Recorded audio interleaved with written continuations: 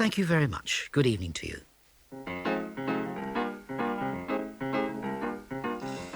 The Wild Bells ring out a little today with Duke Ellington and Mark Sharrig.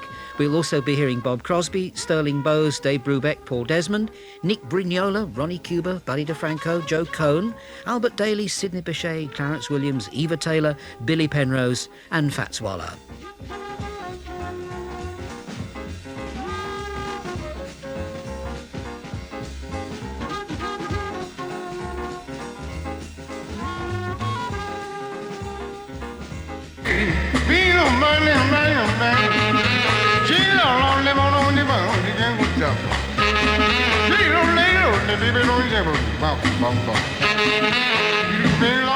Yeah, whatever happened to decent diction? Well, it so happens that Clark Terry's Mumbles is not among the records we're going to play today, but it sets the mood for what we're about to receive. This is the week when we sample some of the humour in jazz, and to that end we've assembled a large cast of musicians from Lester Bowie to the 7-Gallon Jug Band. So, from a list of suggestions by Bob Ward of Wagon Lane, Solihull, and at the specific request of Mr. Mike Corrigan of Norwich, the 5 Spirits of Rhythm, those Baker Street irregulars, Dr. Watson and Mr. Holmes.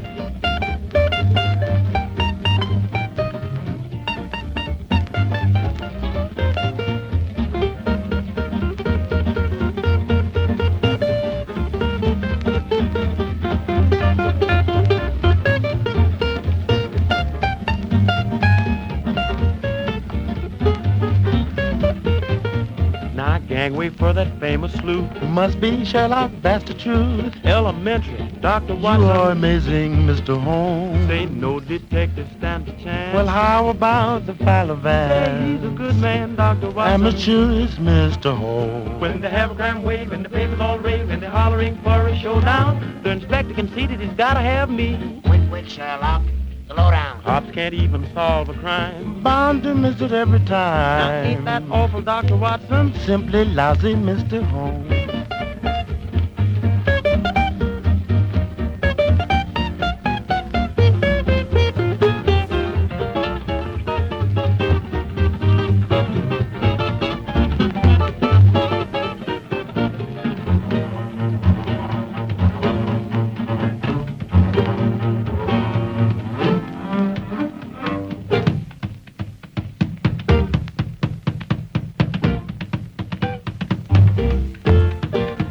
When policemen have a case where they raid some gambling place, how they muff it, Dr. Watson? What's the reason, Mr. Holmes? Well, by the time cops catch on, all the evidence is gone. Must be dumb as Dr. Watson. Why, they're morons, Mr. Holmes. While they're looking around, not a thing to be found. All the gambling rooms and lobbies, and the rattle of dice is the tangle of ice. Look, Sherlock, the Bobbies. Why, Inspector, howdy do? Sherlock, I'll be seeing you. Now, where you going, Dr. Watson? To China, Mr. Holmes. As fast as back and forth, to back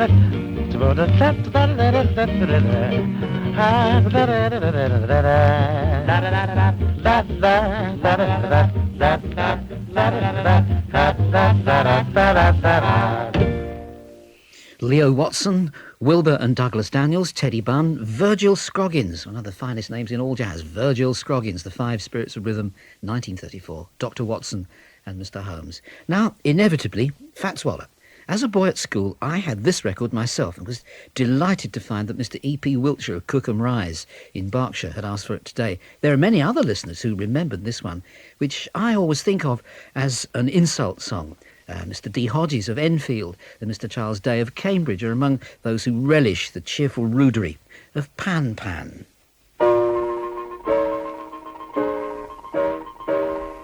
My, dig that pan. Say, boy, for the cat's information, I'll try to describe your face. In fact, I'll take the stand and try to review your case. Of course, I know, on the other hand, no one for miles around can equal your pan. No, sir. Pan, pan, Looks like a dishpan. Pan, pan. Must be a moose pan. Pan, pan. Boy, you got some pan. Some pan.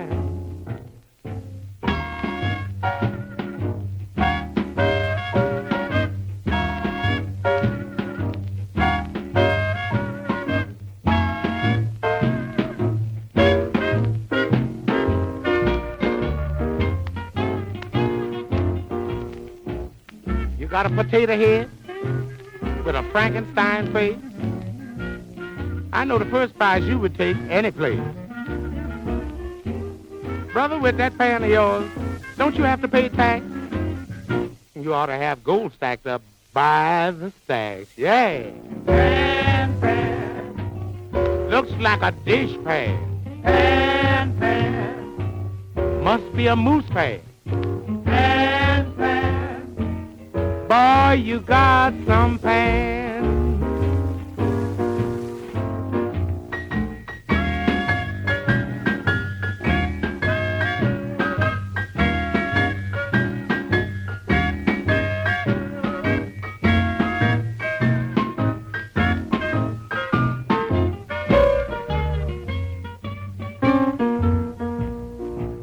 I've been to all the circuses. In fact, I just left a funny show. But that pan of yours, brother, has got to go. I'm going to stop this terrific build-up and give you a chance to relax. Because that pan of yours is the very climax. Yeah. Pan, pan. Where did you get that face anyway? Pan, pan. My goodness, you ought to haunt 55 houses and don't miss a one. Pan, pan. Get away from me. You scare me to death. Get away from me now. You're sad. Oh, take it out of here.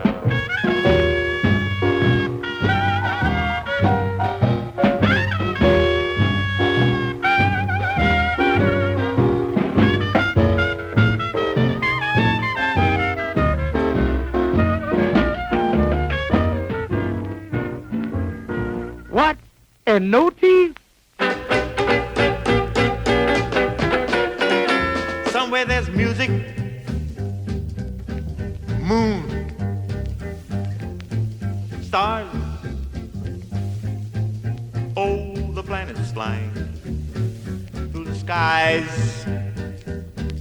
Right before your eyes, you can see everything that's happening through the skies. Music, somewhere, how high the moon, everybody's wondering, hey, everybody's wondering how high the moon. The moon never wonder how low you are, how far.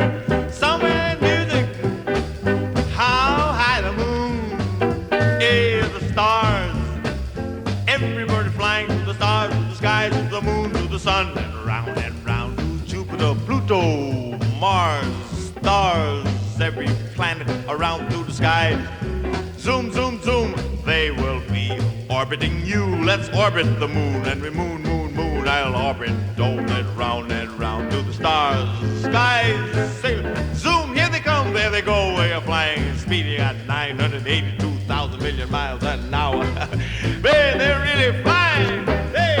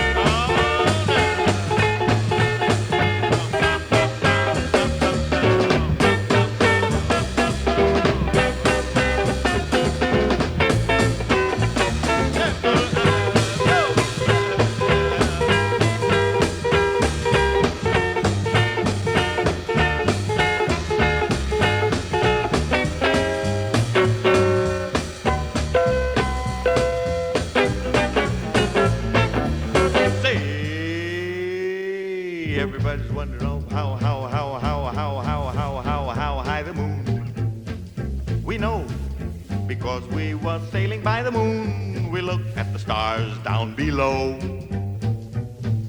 Say, you know it's sailing, sailing round and round. We're going to orbit the moon, the sun, the stars, Pluto, Jupiter, Mars, all the planets. What they gonna do when the planets all meet together and say, hello there, how are you? Bingo, explosion, that's really gonna really have a whaling time.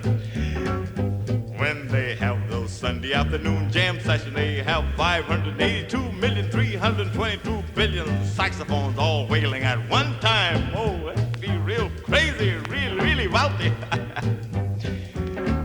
Say, do you know what they have on the moon? Listen now, they raise potatoes, tomatoes, potatoes, and tomatoes, potatoes. Potatoes is the size of the Hollywood bowl.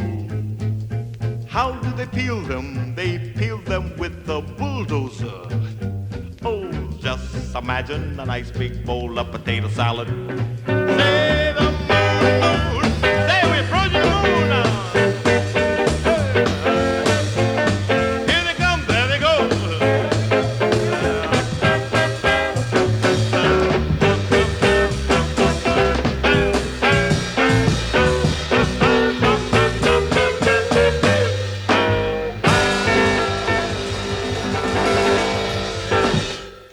Amazing, even in space he thinks about food, and certain records could not be omitted from our laughing stock this week, and one of them was Slim Gaillard's How High the Moon, a piece of surrealism in its pristine freshness for Mr. B. Gastrell of Queen Mary Road, Chesterfield, Mr. Lewis King with a Carlisle postmark, Mr. P. Kelly in Coventry, and too many others to name individually.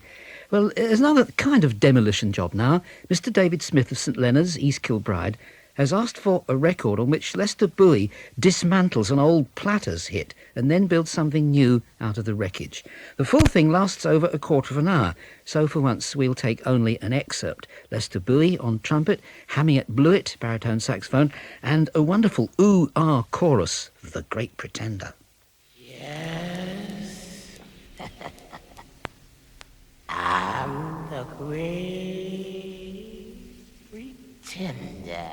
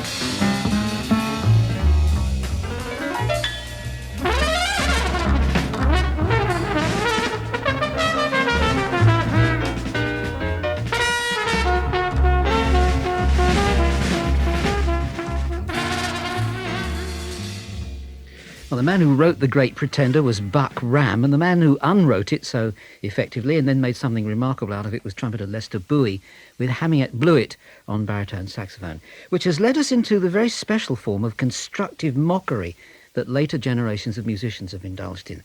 As Philip Marsh of Barnet pointed out, there are at least half a dozen performances by Charles Mingus, which belong in a programme about humour in jazz. But on the grounds of brevity and rollicking good humour, he's picked Eat That Chicken. That's Mingus on piano and shouted vocal, along with all the others. Roland Kirk, I think, on one of his hybrid reeds. Jimmy Nepper, trombone. Booker Irvin on tenor saxophone. Doug Watkins, bass. Danny Richmond at the drums. A representative of many possibilities by Charles Mingus. Oh Lord, I wanna eat that chicken, pie. Oh Lord, I wanna chew it, eat that chicken pie. Oh Lord, yes I do. I wanna eat that chicken pie. Oh Lord, I want a piece of that chicken. Look at that left hand go there, boy. I wanna eat that chicken pie. Oh Lord, I wanna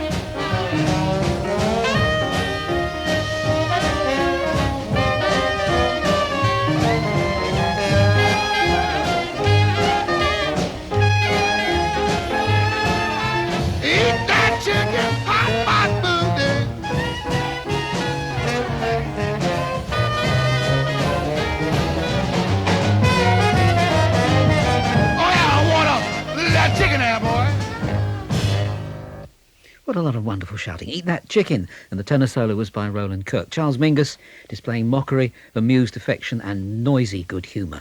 But to some people, myself included, Thelonious Monk exudes more or less equal amounts of melancholy and comedy in almost every bar.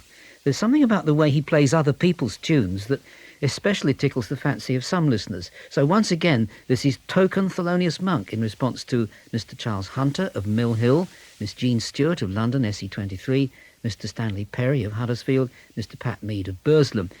I reckon this is like seeing yourself in a street market stall full of mirrors that are moving slightly in the breeze. You get a wonderfully fractured but recognisable image. Nice work if you can get it.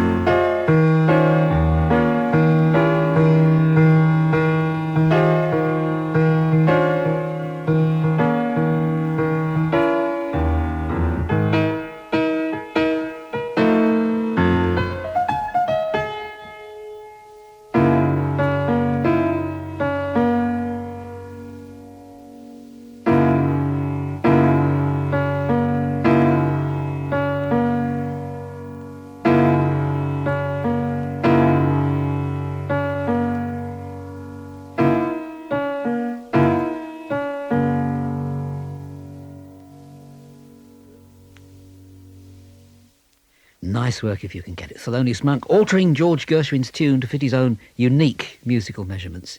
For the last 3 records, we've been reassuring ourselves that humour didn't go out of jazz when modernism came in. Nevertheless, back in the days when the whole intent of jazz was to entertain, the intrinsically, intentionally funny performance was more common. And into that category comes the deadpan double entendre song and the rather slapstick sound of the jug band. Here they are together for Mrs. Kate Pierce of Sorby, Huntingdon, and by extension Barbara and Desmond Luxton in Streatham, to whom Kate extends a greeting. Wipe 'em Off by the 7-Gallon Jug Band.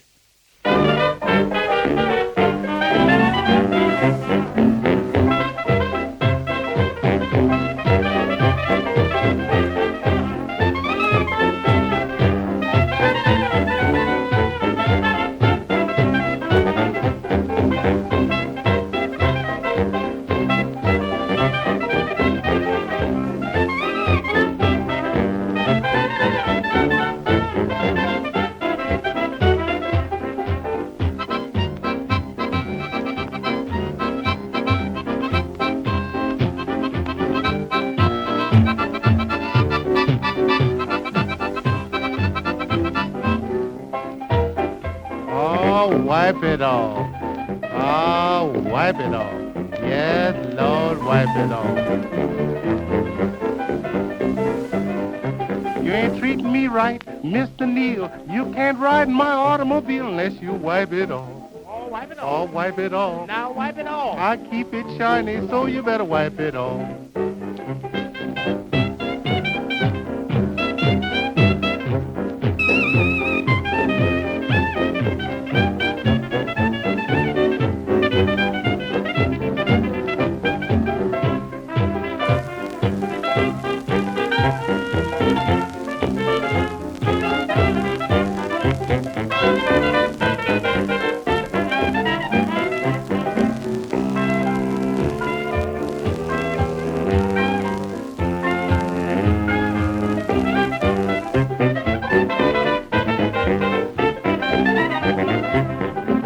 Little Kate, the sister bud, your toes all in the mud. Now wipe 'em off. Now wipe it off. Oh, wipe 'em off. Oh, wipe it off. I like 'em nice and clean, so you better wipe 'em off.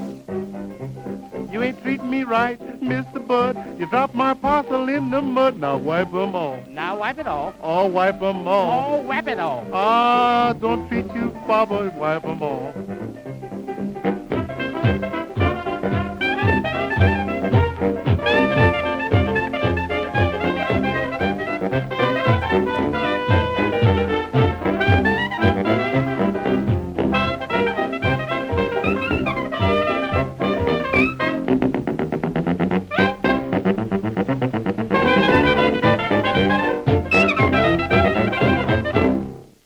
The 7-Gallon Jug Band, among others Ed Allen on cornet, Frank Robinson, bass saxophone, Willie the Lion Smith piano, Clarence Williams vocal and jug. And interpret that lyric how you will.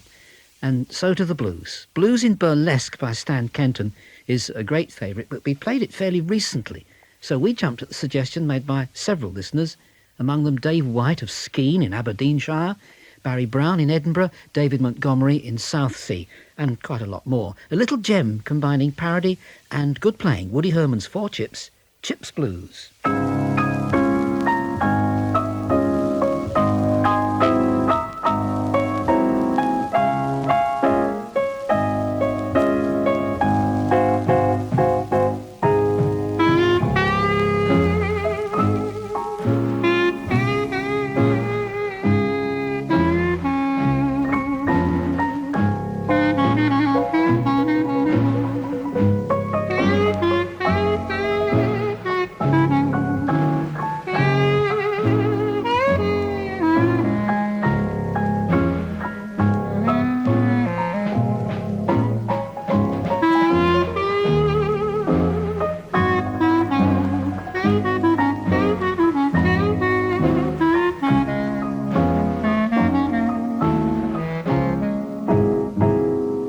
I got 14 cousins, all of them is dead for me.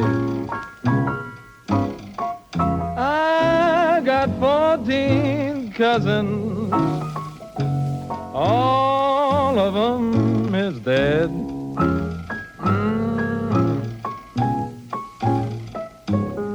They had the blues so bad, they was all touched in the head.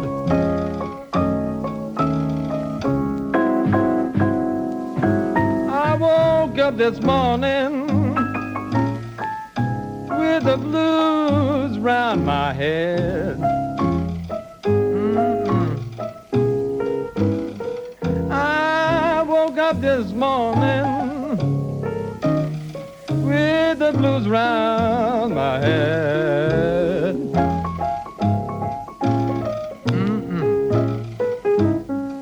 I had the blues so bad,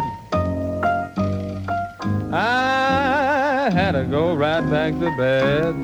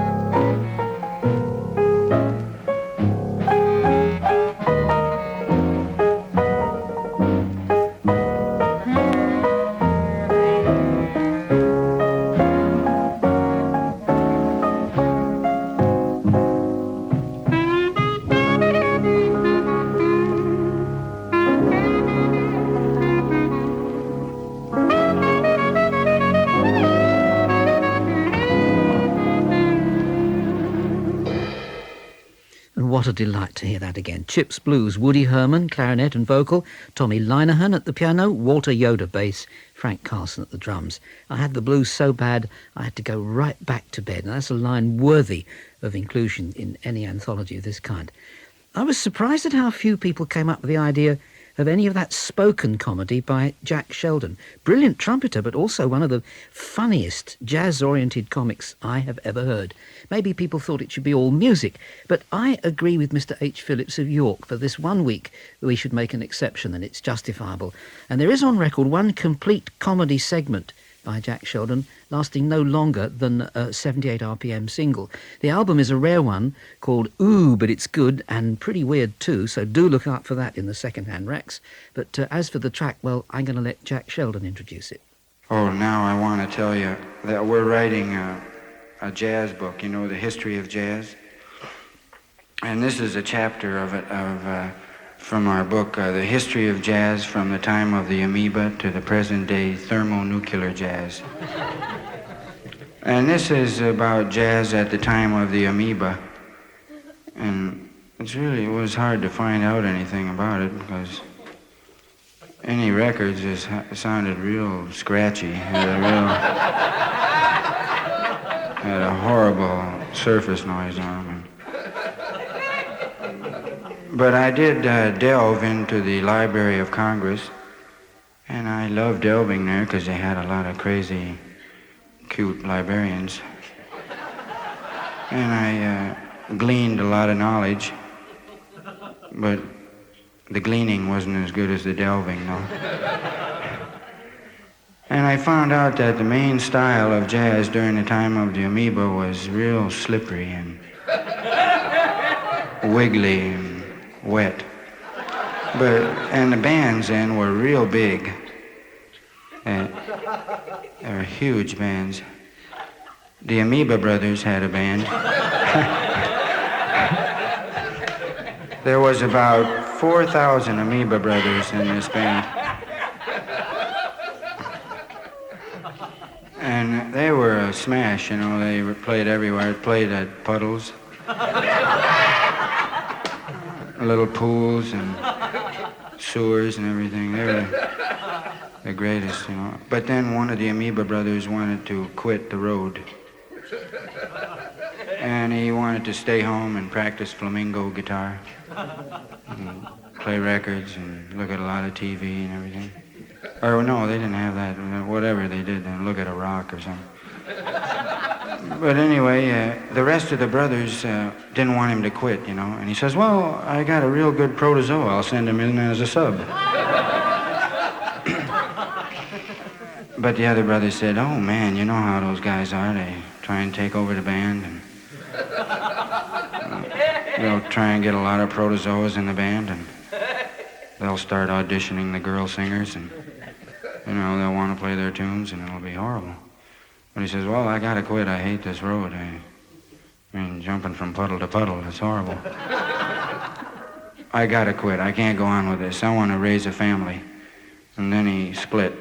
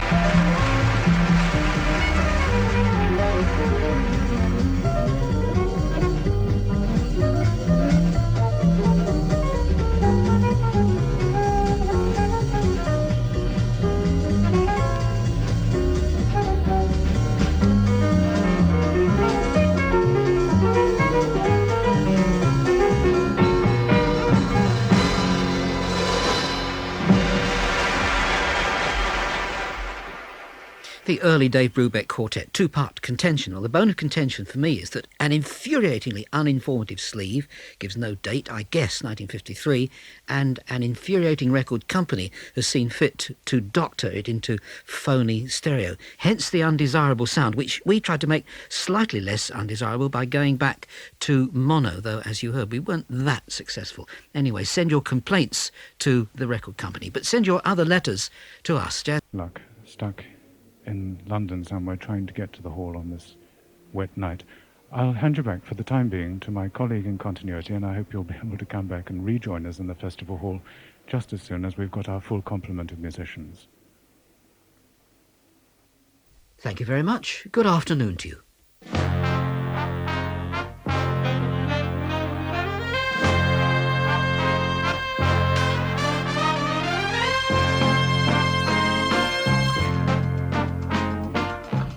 Several of our artists today are linked by the fact that they're all playing standard popular tunes. Sidney Bechet, Art Tatum and Ben Webster, Duke Pearson.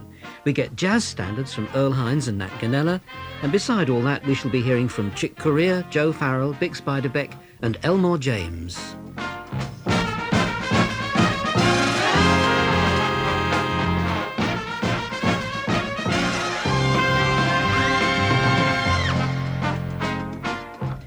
Our opening music today is provided by Earl Hines, and the record itself represents a rather attractive mixture, as Charles Nash of South Croydon writes in his card.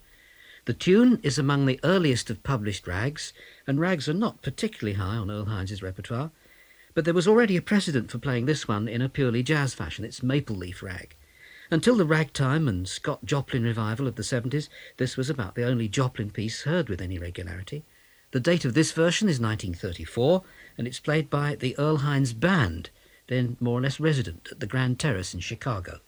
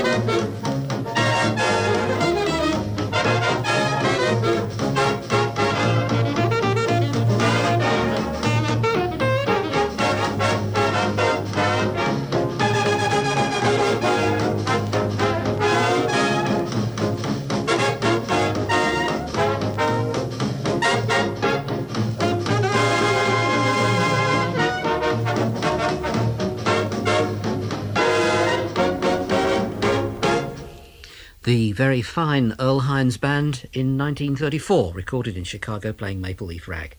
The band had Darnell Howard, Omer Simeon and Trummy Young in it, all at the same time, as well as Hines himself. Now, whether Chick Corea owes anything direct to Earl Hines, I can't say, but I doubt if we could have modern jazz piano without having had Earl Hines first. He's been so influential. And the point of all this is that Mr. L. Reed of Manchester calls himself the complete piano listener, likes all piano playing by, and I quote, anyone who understands the instrument, and he includes Hines and Chick Corea in that. This is Chick Corea with Woody Shaw and Joe Farrell. Mr. C.J. Murray of Hailsham in Sussex is also going to like this as well. This is new.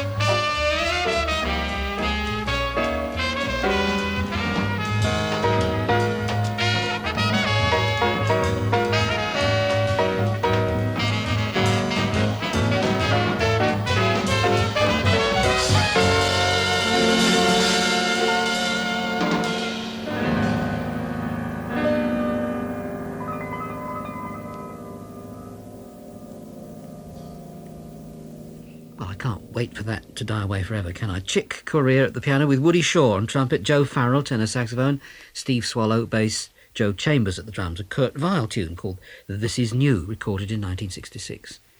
The exact date is not on the record, but what we're going to hear now must have been made within a couple of years of that. Mr. Cooper of Riffin wrote asking about the availability of a Duke Pearson big band album, which he heard at about the time of Duke Pearson's death last year. Well, as far as I know, Mr. Cooper, this is not available, but we have a copy here, and we're happy to play this lovely track from it. Joe Shepley is the trumpeter on this version of Time After Time, and the arrangement is Duke Pearson's.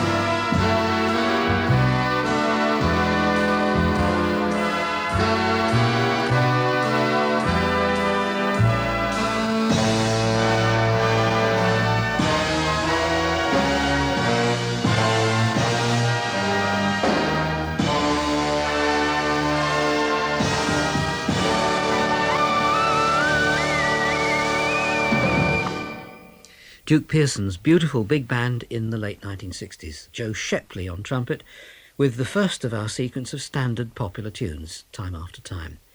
I don't think I'll have a stab at this listener's surname, as I can't really decipher it, but I think his initials are TG. Anyway, he lives in Kildare Street, Swansea, and it's something from an, at present anyway, deleted album by the Art Tatum Ben Webster Quartet. The group was completed by Red Callender on bass and Bill Douglas at the drums, and as far as I know, it was the only session Ben and Tatum were able to do together since Art Tatum lived only a few more months.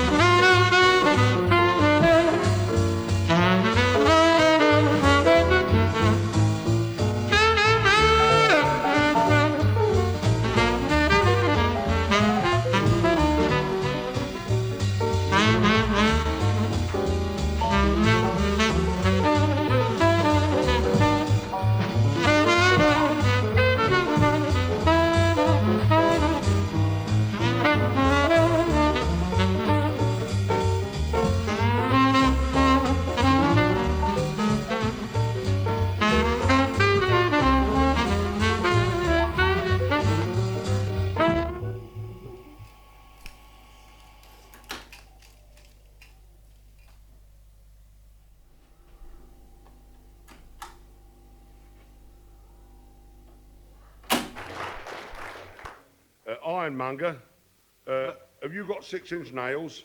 Yes, 6-inch nails, yes, I got 6-inch nails. Scratch me backwards.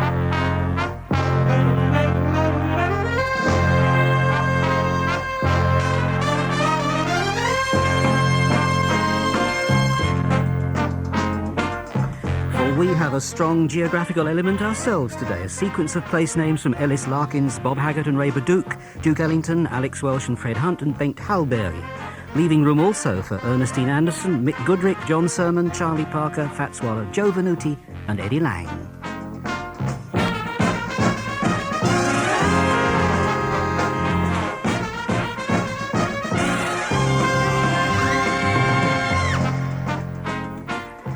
We'll begin with perhaps the most improbable of the place names and the least likely combination of instruments, but possibly one of the best-known records in the whole programme.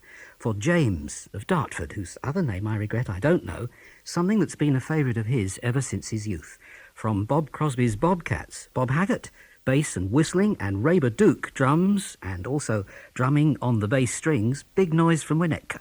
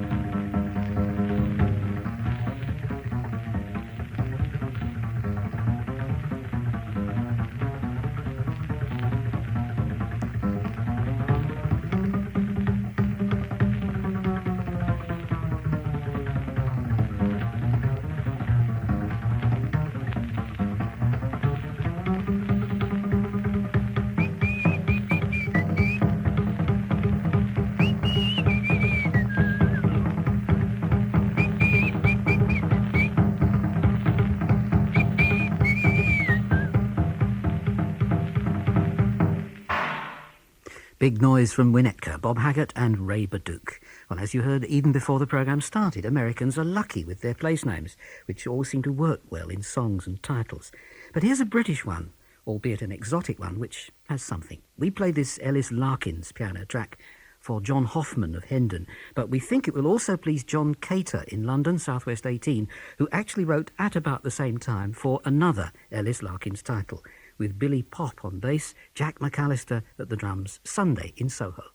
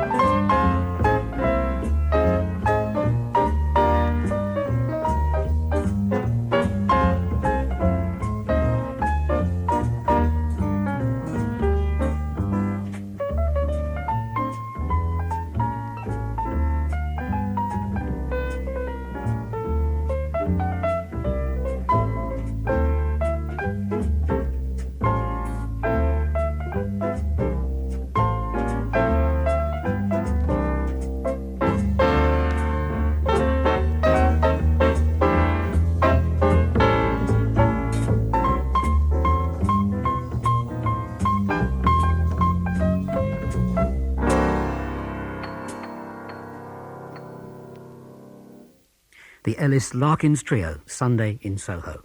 And we've by no means exhausted our place names, and for Senerat Yayawikama in Southern Road, Watford, and twin sons Nuan and Ruan, who had a birthday recently, we play one of those moodily atmospheric pieces inspired by Duke Ellington's Constant Travelling. From the Far East Suite, Johnny Hodges on alto saxophone, Isfahan.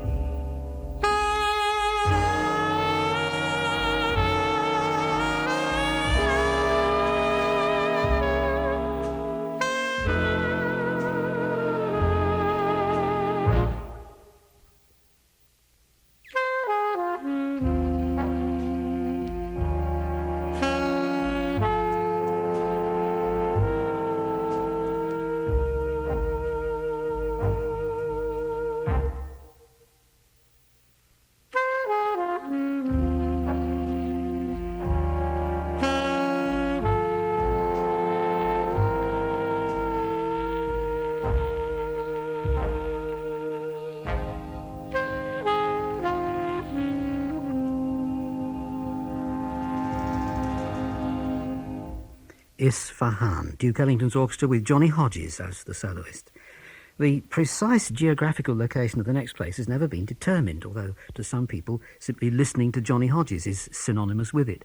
And in any case, when Maurice Collins wrote for this from Brighton, he'd no idea it would end up in a sequence of place names. And it actually has two titles anyway, All God's Children Got Shoes or just Heaven. And it's under that title that it appears on an LP by Bengt Hallberg, the strangely neglected Swedish pianist.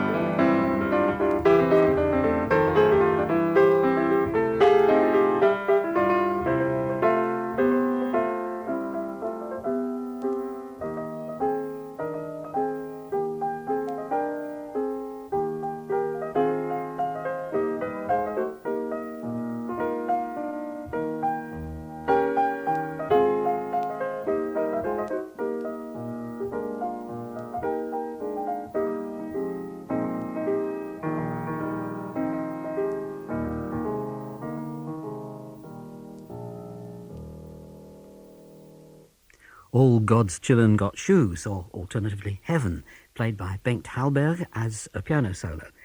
And with the next record, we reach the end of a sequence of requests which just happened to have place names. We play it at the suggestion of Mr. L.S. Horn of Longlevens or Longlevens in Gloucester. I'm glad you enjoy practically everything in the programme, Mr. Horn, and I know you won't mind if, of the available versions of Alex Welsh and Fred Hunt duetting on Davenport Blues, we chance to have picked one you're not familiar with. In any case, this is tremendous, and it was done at a concert at the Queen Elizabeth Hall 10 years ago. Davenport Blues.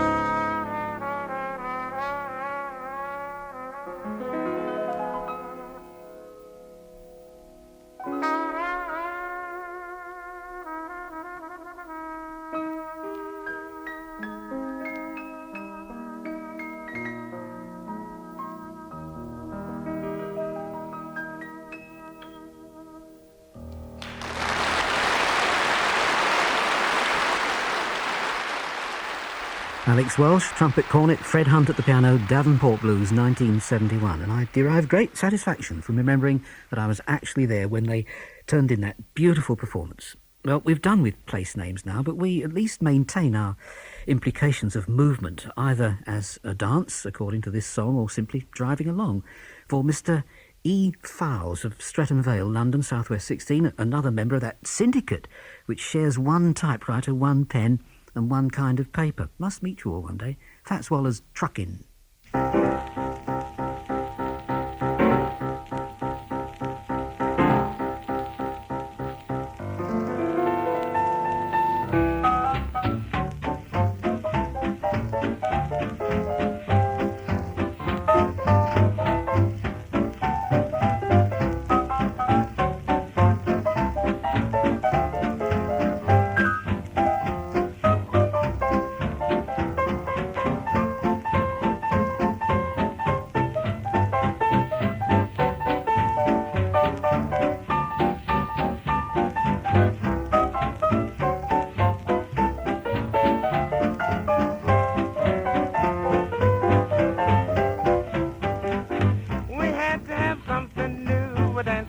Up here in Harlem, so everyone start trucking.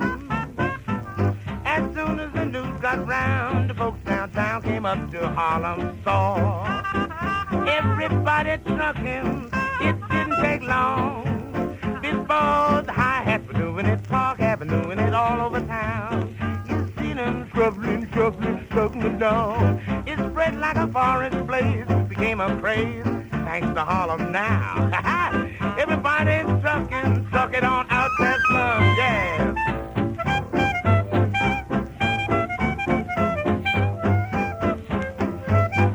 Ah, mercy, yeah, yeah.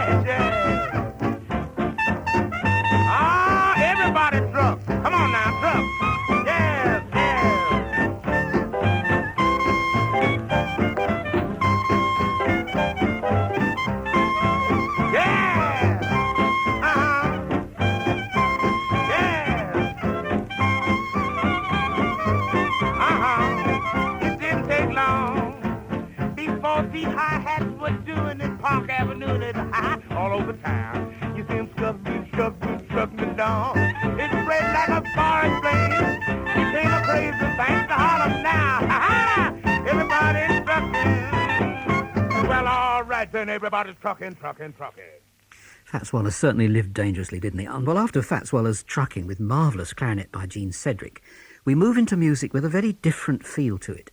This is for Mark Whidley of Rufford Road, Manchester, whose interest lies in a type of jazz which is extremely difficult to categorise, but which is instantly recognisable as creating a special atmosphere, with considerable appeal for people outside jazz, I might add. Now, the names of the musicians are Mick Goodrick, guitar, John Sermon, soprano saxophone, Eddie Gomez, bass, Jack DeJohnette at the drums. It's called In Passing.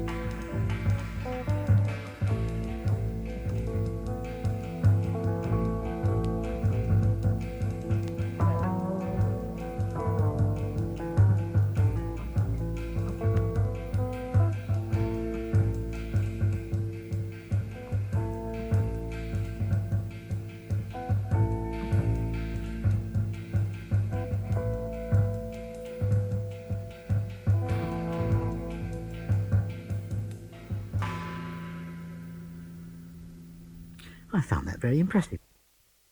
Eddie Gomez, Jack DeJohn. No good one for our opening tonight, and it's going to take you back to Indiana because it's back home again in Indiana. Let's say.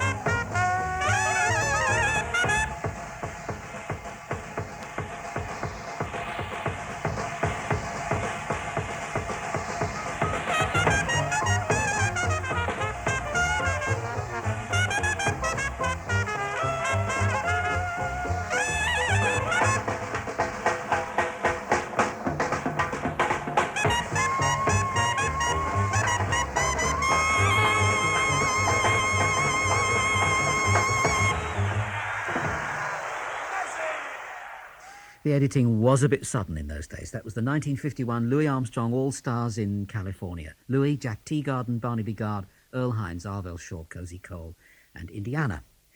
Well, it seemed logical after that to listen to a little band recorded 3 years later, led by one of Louis' erstwhile colleagues, a primitive giant of a trombonist, Kid Ory. This is asked for by Bob and Judy, whom I had the pleasure of meeting a few weeks ago during the Chichester Jazz Festival. As luck would have it, the LP which this version of Muskrat Ramble is on has just been reissued. It's Kid Ory leading a band consisting of Alvin Alcorn on trumpet, George Probert, clarinet, Don Ewell at the piano, Bill Newman, guitar, Ed Garland, bass, and Minor Hall at the drums. And they play it with all the grace of one of the early rags.